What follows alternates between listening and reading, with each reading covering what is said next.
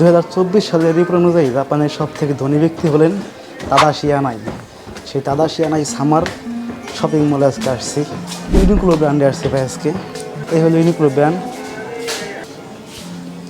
ভাই যখন এটা জানলাম না যে জাপানের সবথেকে ধনী ব্যক্তি হইতেছে একটা কাপড়ের দোকানের মালিক, কাপড়ের ব্র্যান্ডের মালিক, তখন একটা কথা মনে পড়ছে, আমাদের দেশের বিজনেসম্যানরা কী করলো।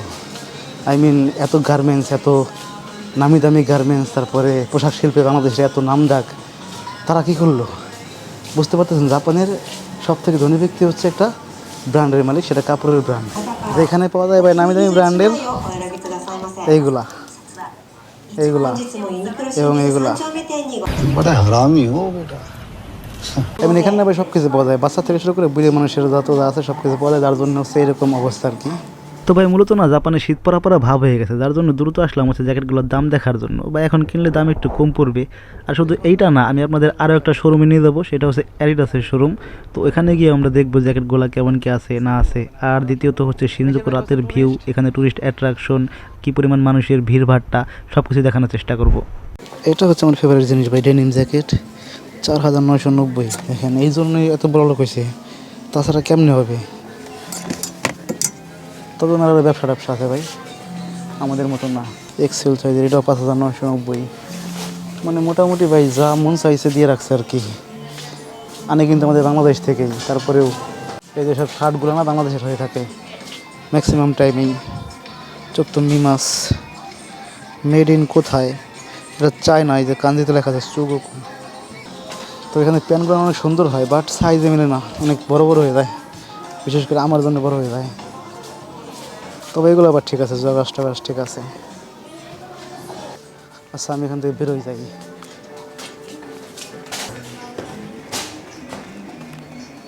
তেমন এখন উঠে নাই আর কি জ্যাকেট ট্যাকেট, কিছুদিন পরে আরও বেশি করে উঠবে আর কি। হ্যাঁ ক্ষুধা লাগছে, আগে কিছু খাই আসি, তারপরে ভিডিও করি। এটা খাবো পিনাত্তো, কাতাকানা বুঝেন, পিনাত্তো। আচ্ছা আমার প্রশ্ন হলো, ইউনিক্লোর মালিক যদি এত বড় লোক হয়, তাহলে এর মালিক কী হতে পারে? সে তো এত বড় লোক না। দাঁড়িয়ে থাকো, মুয়াজ ফার্স্ট। দেখেন তো মানুষের নাকি টাকা নাই, কিন্তু অ্যাপেল স্টোরের মধ্যে কী পরিমাণ ভিড় দেখেন। দাঁড়ানোর জায়গা নাই ভাই, এদের টাকা কই থেকে আসে? এই বাইরে আমার হেভি কষ্ট হয় ভাই। ওরা আমি প্রায় 6 মাস যাবত দেখতেছি এইভাবে দাঁড়ায় আছে। কবে সেই সময়ের বাঁধন থেকে মুক্ত হয়ে যাবে আল্লাহ জানে, মনে না পারবে কোনো দিন। আর এই এরিয়াটা না ভাই শিনজুকু, জাপানের সবথেকে ভিআইপি এরিয়াগুলোর মধ্যে একটা, টোকিওর শিনজুকু। কত যে টুরিস্ট আসে রে ভাই এখানে দেখার জন্যই। এই ম্যাক্সিমাম দেখেন টুরিস্ট বেশি এখানে। জাপানিজ আর কয়জনই আছে, বেশিরভাগই হচ্ছে টুরিস্ট। আর আমার মতো পার্ট টাইম জব শেষ করে বাসায় ফেরা পাবলিক আর কি। আমার মতো সবাই বাসায় ফিরতেছে, আর না হয় চাইনিজ জিন। বিশেষ করে চাইনিজদের আর হচ্ছে জাপানিজদের দেখলে পরে বোঝা যায় না কোনটা চাইনিজ আর কোনটা জাপানিজ। তো আমিও বুঝি না ভাই কোনটা টুরিস্ট আর কোনটা জাপানিজ। এই দেখেন এখানে আজকে কি পরিমাণ ভিড় ভাই মানুষের। এরা কি দেখতে আসে এখানে? কি আছে এই দেখার মতো?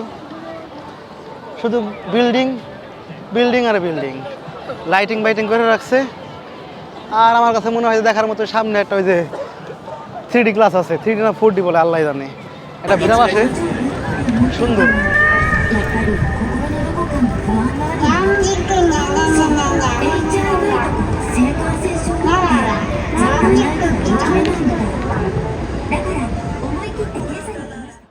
টোকিও রাস্তাঘাটে রাত্রেবেলা হাঁটলে বলে মজা লাগে, খারাপ লাগে না। বিভিন্ন এলিয়ান দেখা যায় আমার পিছনে একটা, দেখেন। হঠাৎ করে যদি রাত 2টা একটা সময় দেখেন না, ভয় পাবেন ভাই। অন্তত আমি ভয় পাবো, সিটে উঠবো। তবে আমি এখন যাবো অ্যাডিডাস শপে, দেখবো এখানে কিন্তু ট্রাক শুট আছে কিনা, নতুন নতুন বন্ধ হয়ে গেছে কিনা আল্লাহ জানে। বাট যাই, কয়েকটা ভালো ভালো ব্র্যান্ডের শপ আছে এখানে, জারা, অ্যাডিডাস, শুধু নামই জানি, কেনার সামর্থ্য নাই আর কি। কিন্তু গিয়ে দেখতে তো সমস্যা নাই, চলেন যাই। মোটামুটি চলতেছে আর কি। ওহো ভাই, এগুলো তো আমার পুরো পাগল করে দেয় বুঝছেন, এই ট্রাক শুটগুলা। দেখো তো গেট আপ, এটা মেয়ে মানুষের, মেয়ে কেন যাবো? এই যে উপরেও আছে না, ছেলে মানুষের জন্য উপরে যাই।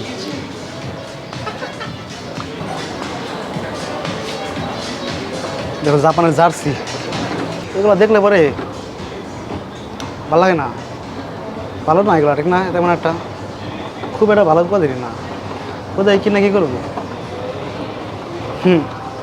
আসলে হচ্ছে কি ভাই, আঙ্গুর ফল টক বুঝছেন, টাকা না থাকলে পরে ও হো।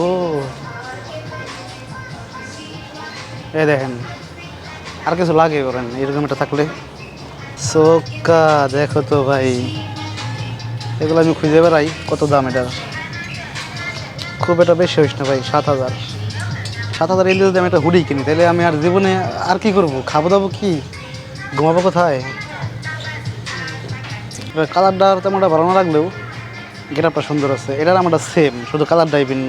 সুগ্গই না, সান্ত্বনা সান্ত্বনা পুরস্কার পেয়ে গেছি ভাই, সেম টু সেম। 13,000 14,000, এই যে সান্ত্বনা পুরস্কার। রে ভাই, মহিলা মানুষের কালার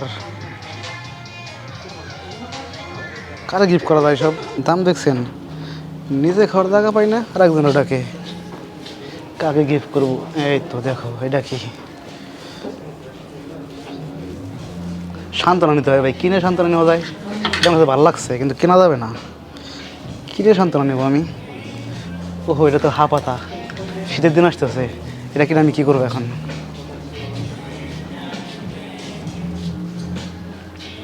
জার্সি নাকি? ওরে ভাই কাপড়, এটা কি কাপড়?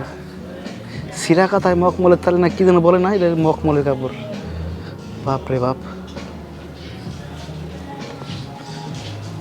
এ সোকা 12,000 দাম রাখছে ভাই, কি কো? আমার জন্য কিছুই না। এই দেখো ভাই, এটা গেটআপ দেখো তো, এটা যদি 5,000-এর ভিতরে হয় তাহলে আমি এখন নিয়ে যাবো, জীবনও হবে না, আর আমার আশা কোনোদিন পূরণ হবে না। দেখি 14,000, 12,000 আমার জীবনে দেবেন অ্যাডিডাস। পুরানটা পাইলে পাইতে পারি, কিন্তু পুরানটা কই পাবো? এটার জন্য না আমি এটাই পেয়ে গেছি, কি বলে অজুহাত পেয়ে গেছে। দেখেন এখানে সিরা, সিরা জিনিস আমি কেন কিনবো টাকা দিয়ে? ছি, অজুহাত খুঁজতে হবে, টাকা নাই আমার কাছে। এটা তার অজুহাত খুঁজে পাইতেছি না ভাই, এটা তো দেখে এতটা ভালো লাগছে না। পাইছে এই যে ব্রাজিল, আমি তো আর্জেন্টিনা সাপোর্ট করি। ব্রাজিলের ভাই ব্রাদাররা ট্র্যাক শুটটা দেখে দেয়। তবে ভাই সত্যি কথা বলতে কি, একটা কিনলে পরে আপনার জীবন পার। আমি যেটা প্রায় 2.5 বছর ধরে পড়তেছি, যেমনি সেমনি পড়ি, ফাটাই ফুটাই ছিঁড়ে ফিরে ওয়াশিং মেশিন যা মন চাই করি, কিছুই হয় না। বান্দাকে ধুইলেই সে নতুন। ম্যাক্সিমাম ভিডিও দেখবেন আমি এটা পরে ঘুরতেছি, যেমনি সেমনি পড়ি ভাই, কিচ্ছু হয় না। এখানে যে আর্জেন্টিনার টি শার্টগুলো আছে না, এই যে না, তবে আমার কিনতে হবে ভাই, ট্র্যাক শুট কিনতে হবে। এটা ভালো লাগছে, এটা দেখে আসে আরেকবার, ওইটাই কিনবো। 12,000 হোক আর 10,000 হোক, আমার দরকার হচ্ছে এটা ভাই। এটা ভালো লাগছে আমার কাছে, যাই বলেন না বলেন, এটা ভালো লাগছে, হ্যাপি লাগছে। কিন্তু কোনো কালার নাই নাকি এটার? তো এটার দাম কম আছে ভাই, এটার দাম 9,000। কিন্তু এটা ওইটার মতো কোয়ালিটি না ভাই, ওইটার কোয়ালিটি অনেক ভালো ছিল। এটাও সুন্দর, বাট এখানে মাইক্রোফোনটা খালি খস খস খস খস খস খস করবে, এরকম এরকম।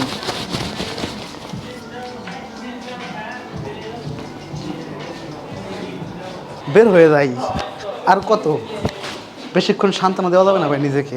আর আমি তো টাকাও নিয়ে আসি নাই, আর ক্রেডিট কার্ড দিয়ে পে করবো না। অনেক কষ্টে বেরোয় দিতেছে, অনেক কষ্টে। এবার আমার বেরোতে হবে এখান থেকে যেভাবে হোক। এই দেখো, বেতন পাইলে ওই ট্র্যাকটা দেখার চেষ্টা করবো ভাই, ভালো লাগছে আমার কাছে অনেক। আপনাদের কাছে কেমন লাগলো সেটা বললেন। সাদাটা যেটা আমি দেখতেছিলাম আর কি এতক্ষণ, আবার এই সাদাটা না কিন্তু, আমি যেটা দেখলাম উপরে সেটা। সো এখন যাবো হচ্ছে বাসার দিকে। এখানে কত বড় লাইন লাগছে, কিন্তু আমি কিন্তু লাইন টাইন মানি না ভাই। জাপানে সব হলো আইলসে, কিন্তু আমি তো আর আইলসে না। আমার জন্য এটা খোলা আছে, আমি এখানে দাঁড়ানো যাবে না, সবাই দাঁড়ায় আছে, দাঁড়ানো যাবে না। আমি দৌড়াই উঠে যাইতে হবে আমার, বা হাইটে হাইটে উঠতে হবে আর কি। দেখেন পিছনের কী অবস্থা। আর এই পাশে অন্য শপিং মল আছে, বাট যাবো না, কারণ এখানে গেলে দেরি হয়ে যাবে। আমি বাসায় গিয়ে রেস্ট নেই, সারাদিন কাজ করছি, পার্ট টাইম জব করছি 6 ঘন্টা। This is psycho Sen. তো যাই হোক ভাই, চলে আসছে হচ্ছে আমার সেই গুহাপূর্ণ এলাকায়। আমার গুহায় ঢুকতে হবে ভাই, বিকজ প্রায় রাত 8টা বেজে গেছে, সারাদিন জব করছি না। তারপরে যে হামদাম করলাম এদিকে ওইদিকে, এখন যাবো রেস্ট করতে হবে ভাই, ফুললি রেস্ট। কালকে শুক্রবার, কালকে ছুটি, নামাজ পড়তে যাবো, দেন দেখা হবে। Bye bye.